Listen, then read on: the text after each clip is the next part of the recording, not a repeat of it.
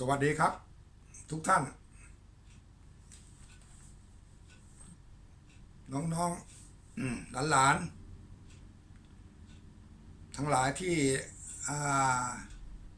รักงานในศิลปะหัตถกรรมเรือจำลองอันความจริงก็จะไม่ได้สอนเรื่องเรือจำลองเขียนแบบเรือจำลองหรือว่าทำเรือจำลองอย่างเดียวหรอกเดี๋ยวเจ้าว่างๆก็จะมีการสาธิตในการเจาะกบจะพูดถึงว่าสมัยนี้มันไม่ต้องไปใช้หรอกกบไม่ใช่ครับไอ้กบมือมันมีกบไฟฟ้ามีกบแท่นมีกบกบแบบสมัยใหม่เครื่องไฟฟ้าทั้งนั้นใช่ไหมครับแต่ถ้าเป็นช่างกันจริงๆแล้วช่างในระดับมือโปรแล้วครับขาดไม่ได้ครับเครื่องไอ้กบไม้กบที่เจาะด้วยมือสมัยก่อนเนี้ยเวลาทำงานนะแต่รุ่นหลังๆนี่ยังไงผมไม่รู้นะช่างไม้ช่างต่อเรือเนี่ยสมัยผมต่อเรืออยู่ฝึกหัดขั้นแรกนะครับครั้งแรกที่สุดให้ราวดินสอ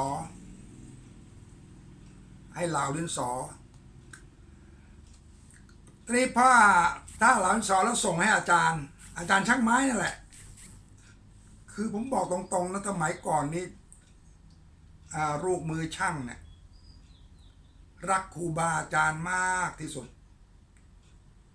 จะว่ากระทบแดกดันยังไงก็ไม่โกรธ โกรธไม่ได้เดี๋ยวไม่ได้วิชา ผมเนี่ยก็มาให้รับดินสอเอาดินสอจะรับด้วยอะไรก็ได้จะรับด้วยกบจะรับด้วยยกเว้นไม่ต้องยกเว้นเพราะไอ้กบอย่างนั้นไม่มีอยู่แล้วเพราะไอ้กบช่างไม้มันแบนจะไปใส่เครื่องหมุนไม่ได้อยู่แล้วก็ต้องใช้วิธีการหนึ่งใช้สิวค่อยๆละหัวหักหมดปลายหักหมดดินสอปลายของต้องมือเบาจริงแล้วสมัยก่อนเนี้ยมันมียี่ห้อหนึ่งผมไม่พูดกบไอ้ดินสอเนื้อนิ่มมากเนื้อมันนิ่มนะยี่ห้อคาเพนเตอร์ว่าจะไม่บอกยี่ห้อบอกไปแล้วเดี๋ยวนี้ไม่มีแล้วมั้งครับแล้วก็เวลาเราเหลาเนี่ยแต่ผมใช้วิธีเหลาด้วยกบใช้ไอ้กบหงายเอากบมือเนี่ยหงายแล้วก็อันสอค่อยๆขูดเอามือค่อยๆจับไม่ให้มันหักแล้วก็ไปส่งอาจารย์อย่างเงี้ยได้ไหมอาจารย์อาทิตย์แรกก่อนไม่ได้พูดถึงที่หลังอาทิตย์แรกก่อนทีแรกไปส่งเพราะว่ากลัวมันเปลืองดินสอได้กลัวมันเปลืองค่อยๆเอาสิวนะเซาะหน่อยแล้วก็ไปขูดก็เหลือเหมือนตุ้นนะฮะดินสอมันก็เป็นเหมือนว่าปลายมันทู่เพราะว่ามันไม่แหลมเปียบไงไปขีดมามันก็เส้นเริ่มเทิมก็บอกเหลากบนี่ไม่น่าจะลุ่งเว้ยงานช่างท่านว่างั้นว่าผมว่าเหลากบแบบนี้ไม่น่าจะลุ่ง แล้วทำไงอาจารย์ทำไงเราให้ปลายมันแหลมเราจะได้รู้ว่าเราขีดอะไรเนี่ยมันเส้นเล็กๆนิดเดียวเพราะนั้นการเลื่อยอะไรเนี่ยเขาเรียกเอาคูไว้เก็บคูไว้ยกคูไว้ผมก็งงเก็บคูไว้ยกคูไว้นี่คืออะไรหมายถึงว่าเรารับกบแล้วก็ขีดไม้เพื่อจะเลื่อยหรือจะเอาสิวเซาะตอกตามเส้นน่ะทีนี้เวลาทัดเส้นใหญ่ๆแล้วมันก็งานอันชิ้นนั้นมันก็เข้าไม่สนิทไม่กลมกลืนแต่ถ้าเป็นไม้ปลายไอ้ดินสอปลายแหลมๆขีดปุ๊บเลื่อยให้ตรงเส้นให้เส้นเก็บไว้ บางคนมันเลื่อยแล้วเส้นขาดหายหมดเส้นหายหมดก็งานอันนั้นก็ห่างเข้าไปแล้วก็ห่างเพราะค่าครูทิ้งเอาครูทิ้งเข้าไปงานห่างว่าห่างทำไงก็หายนู่นอุดหายนี่อุดใช้ไม่ได้อีกงานมันเป็นได้อย่างนั้นแล้วสมัยก่อนเนี่ยผมทำปั๊บครูต่ออาจารย์วันนี้พักเที่ยงห้ามนอนชอบนอนนักเที่ยงกันนี่เราพูดถึงสมัยก่อนนะครับถ้าสมัยนี้ก็หัวเราะกันมันเป็นไม่ได้หรอกอาจารย์จั่วประโมให้ฟังจริงนะครับสมัยก่อนเนี่ยอาจารย์นับถือมากอย่านอนทำไมนอนทำอะไรนะหัดเจาะกบนั่นให้เจาะกบผมเจาะรู้สึกว่าจะเจาะตัวที่20 ฝ่ามั้งพอจะเริ่มใจได้ตัว20 ฝ่าไม้เสียไล่มันแต่ไม้อันนั้นเราไม่ได้เป็นไม้ชิ้นดีของเขาไม้ที่เลื่อยมาจากปลายกระดานที่ขึ้นเรือบ้างอะไรอย่างเงี้ยนะมาเจาะเดี๋ยวผมจะเล่าให้ฟังเรื่องเจาะกบเนี่ยมันสนุกพิลึกพิลั่นเนี่ยเจาะกบแล้วเป็นอาชีพได้ครับตอนนี้กบสายมือน่ะไม้ดีๆไม้แดงไม้ประดู่ชิงชันเนี่ยตกตัวหนึ่ง1,200 1,300นะกบยาวเรียกกบบรรทัดกบนางกบผิวกบรองมันมีนะกบผิวกบรองกบนางแล้วก็กบบรรทัดยาวนี่เป็นเม็ดก็มีครับ90 เซนยาวปึ๊ดแล้วพอใส่ไม้ไปพอเอาไม้เทียบกันปั๊บเป๊ะไม่ต้องนั่นเลยเครื่องมือไฟฟ้ามันสู้ไม่ได้เลยถึงกูจะมีไฟฟ้ายังไงก็ต้องกบมือนี่เป็นเขาเรียกครูใหญ่เลยเอาทีนี้ก็เอาเกร็ดนี้เกร็ดเล็กเล็กน้อยก็เอาพอประทังแค่นี้ก่อนเดี๋ยวช็อตหน้าก็เยอะมีเยอะผมยังมีเป็นพันตอนนะติดตามไปเรื่อยๆแล้วจะรู้ว่าวิชาช่างอาชีพช่างไม้เนี่ยมันเป็นอาชีพที่สุดยอดนะมีช่างกึ่งท่านหนึ่งครับแกพูดกับผมว่า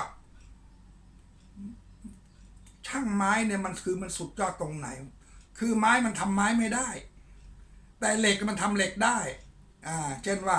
เอาเหล็กมากึ่งเหล็กเอาเหล็กมาถากเหล็กนั่นได้ไอ้ไม้ออกมาถากไม้ไม่ได้โอ้โหท่านพูดชอบใจผมชอบใจเชิญดูกับต่อแล้วทางหน้าเดี๋ยวผมจะมีอะไรเด็ดๆมาเยอะเราเปิดติดตามดูแล้วกันนะครับมีเยอะแยะ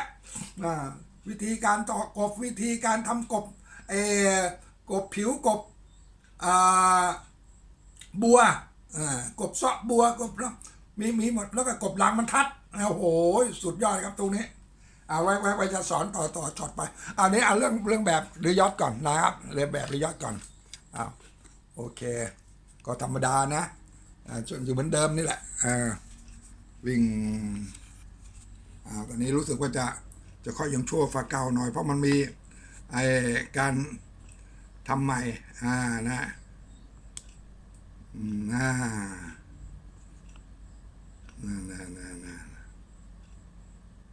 เอาครับเอาละโอเค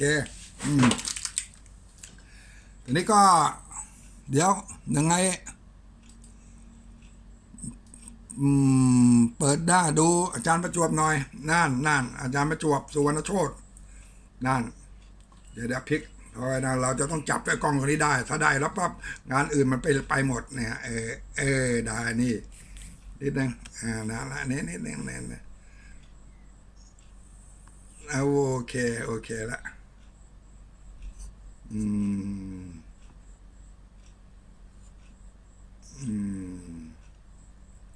เพราะเนี่ยเราล็อกไม่ได้ตรงหน้าจอเนี่ยเราจะล็อกให้มันไม่ได้หรอกมันเดี๋ยวก็ผิดเวลาไปทำงานอื่นมันก็พลิกไปนู่นพลิกไปนี่ต่อไปเส้นต่อไปอาจารย์จวบเบื่อแล้วไปนู่นตอนนั้นมาถึงเส้นนี้เส้นทั้งหมดที่เราทำไปตรงนั้นก็คือ เราไปหาเส้นแต่ละช็อตแต่ละช็อตแต่ละกงแต่ละตัวนะตอนนี้มันมีกงตัวที่1ทำแล้วตัวที่2ทำแล้วตัวที่3ทำแล้วตัวที่4ทำแล้วตัวนี้ก็หมายว่าตัวนี่ตัวที่1ตัวที่5ตัวที่9ตัวที่13แล้วก็มาตัวที่17ทำไมต้องทำเพราะเรือจำลองเราทำแค่นี้ทำแค่นี้ก่อนกงตัวแค่นี้เราตั้งเยอะๆไปเราตั้งแค่นี้ไปพอเสร็จเรียบร้อยแล้วเราจะมาใส่ตัวเสียบกลางนี่ก็ได้ตัวนี้ก็ได้ตัวนี้ก็ได้เพราะเราไม่จำเป็นต้องมาเขียนแบบให้หมดทุกตัวนะแต่เรือจริงไม่ได้นะเรือจริงต้องทุกตัวเลยเพราะมันห่างถึง1 ฟุตน่ะใช่ไหมนี่ผมจะเอาตัวนี้ขึ้นไปตัว1ตัว2ตัว3ตัว4ตัว5มีหมดแล้วนี่จะทำตัวที่17นะ1ตัวที่5ตัวที่9ตัวที่13ทำหมดแล้วนี่ทำหมดแล้วนะตอนนี้จะเอาตัวที่13ทำตัวที่13ทำไมตัวเนี้ยก็บอกมาแล้วทุกตอนไงทุกตอนที่ทำมาน่ะเดี๋ยวจะบอกอีกครั้งหนึ่งจะบอกอีกครั้งหนึ่งนะครับจะบอกอีกครั้งหนึ่ง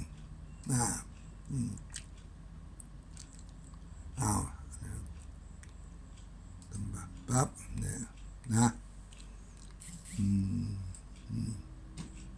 นิดหนึ่ง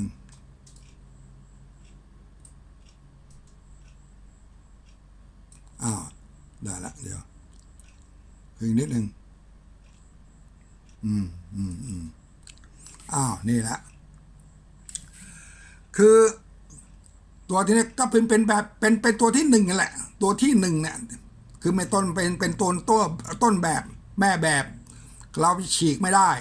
จะไปฉีกแม่ต้นแบบทิ้งไม่ได้เดี๋ยวมันจะสเปะไอเนี่ยก็เหมือนแม่ปูกับลูกปูน่ะมาแปะแม่ปูเป๋ไปเป๋มาลูกปูก็เป๋ไปตามแม่ปูนั่นแหละนะนั่นแหละเพราะนั้นมันอยู่ที่แม่แบบตัวนี้แม่แบบเราสร้างมาดีแล้วอะเราสร้างมาดีคำว่าดีเนี่ยไอ้คำว่าดีเนี่ยมันไม่ใช่ของอาจารย์ประจวบนะคำว่าดีเนี่ยคำว่าดีแต่ในภาพนี้แต่ที่พูดเนี่ยในภาพที่เราทำเนี่ยเนี่ยที่อาจารย์ประจวบทำเนี่ยอาจารย์ประจวบถือว่าดีของอาจารย์ประจวบเพราะอาจารย์ประจวบชอบทรงนี้อย่างนี้แต่อีกคนเขาไม่ชอบเขาไม่ชอบเขาจะเอาทำเนี่ยแต่หลักสากลของเรือมันจะผิดเพี้ยนฝ่านี้ไปมากไม่ได้เรือเนี่ยแล้วก็ได้ก็ตามใจเขาเขาจะวิ่งมาตัวนี้เป็น4 เหลี่ยมเลยมันก็เรื่องของเขา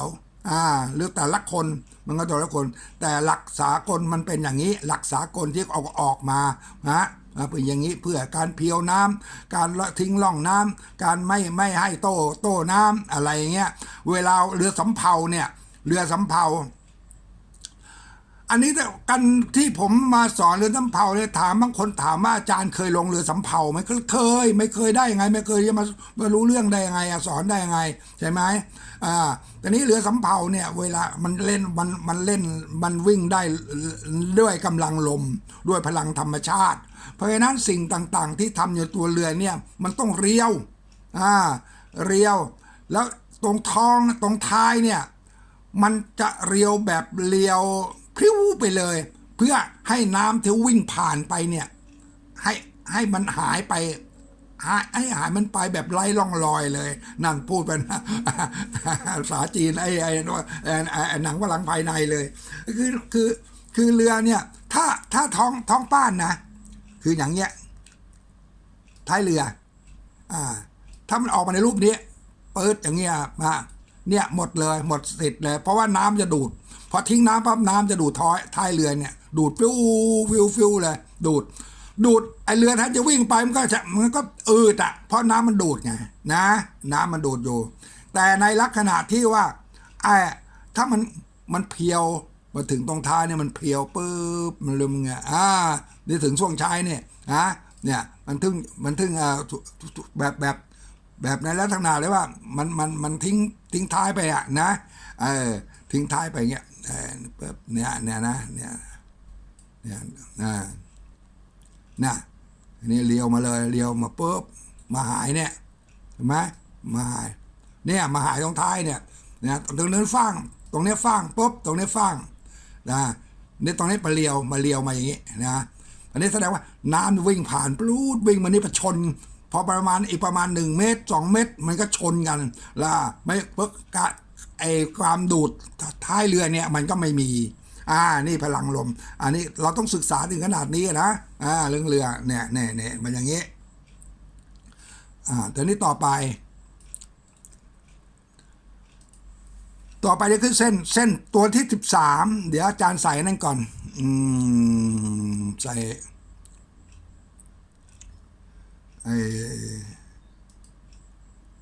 เดี๋ยวลงนิดนึง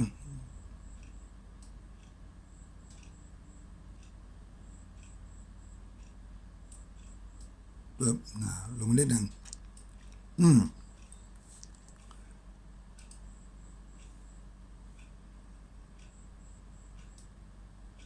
เอาหนึ่งก่อนดีกว่าปึ๊บตัวใหญ่ปึ้ม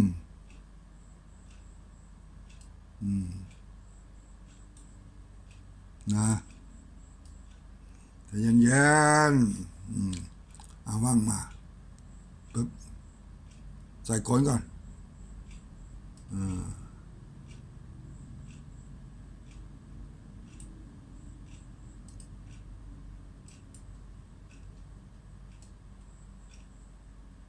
นี่แหละใหญ่ปะ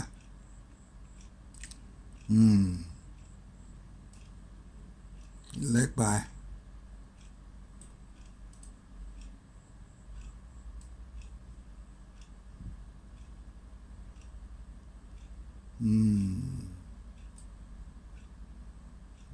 เอาละนิดหน่อยนี่ตัวนี้ก็เรียกตรงความสูงมาถึงระดับไประดับท้องกลางลำเรือมันก็จะมีการโค้งงออย่างนี้หน่อยตามลักษณะที่เราเห็นนะมันจะโค้งงอนิดหน่อยไม่สวย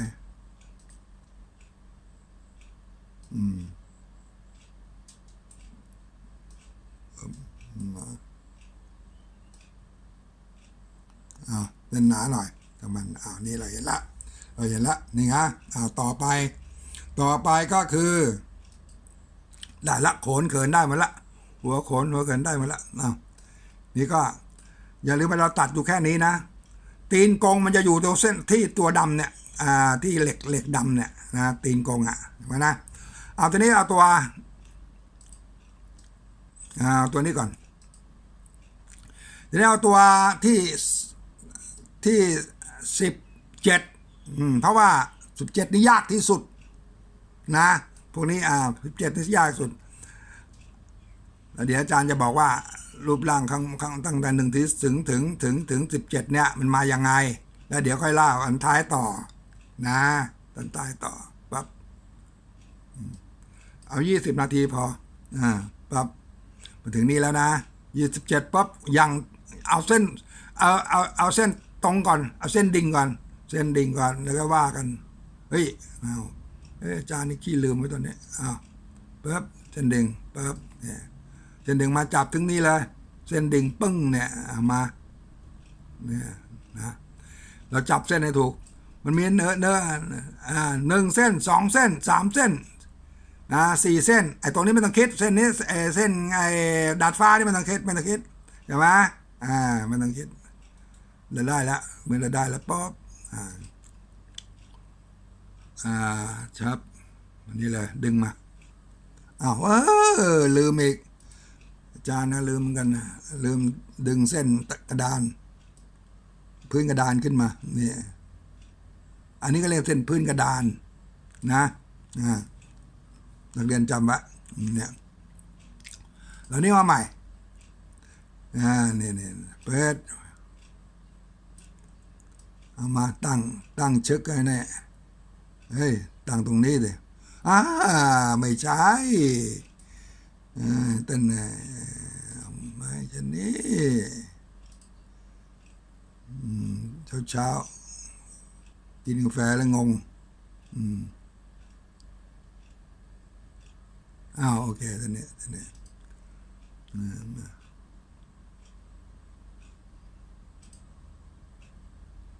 อ้าวมาเนี้ยแต่เนี้ยเปิดนี่เราเห็นแล้วปึ้มนะนี่เส้นนี้ที่เราไปใน17ตัวนี้17เส้นนี้17เส้นนี้ลูกกงตัวที่กระพุ้งคือเส้นนี้เส้นแดงเนี่ย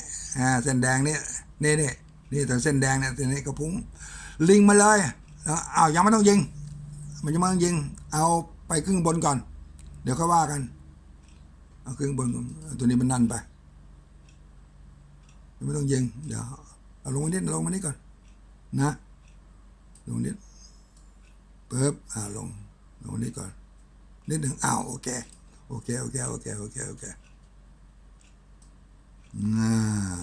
นะปึ๊บ21 นาทีละเดี๋ยวเอาข้างบนต่อเส้นข้างหน้าช็อตหน้าต่อนะอันนี้21 นาที22 นาทีมันรู้สึกว่ามันจะนานไปไงเรียกไปพอเราไปโหลดแล้วมันนานมากขอช็อตหน้าค่อยว่ากันนะสวัสดีน้องๆลูกๆหลานทั้งหลายนะท่านที่รักงานศิลปะหัตถกรรมก็ช่วยถ้าชอบใจถูกใจก็กดไลค์กดแชร์หรือแล้วก็ติดตามด้วยถ้ามันมีอะไรดีๆเยอะของอาจารย์ประจวบมีเยอะเรื่องช่างเรื่องช่างไม้พันช็อตพันคลิปไม่หมดก็แล้วกันเรื่องไม้เรื่องช่างไม้ทั้งนั้นนะครับผมขอบคุณวันนี้ขอบคุณครับสวัสดีครับทุกท่าน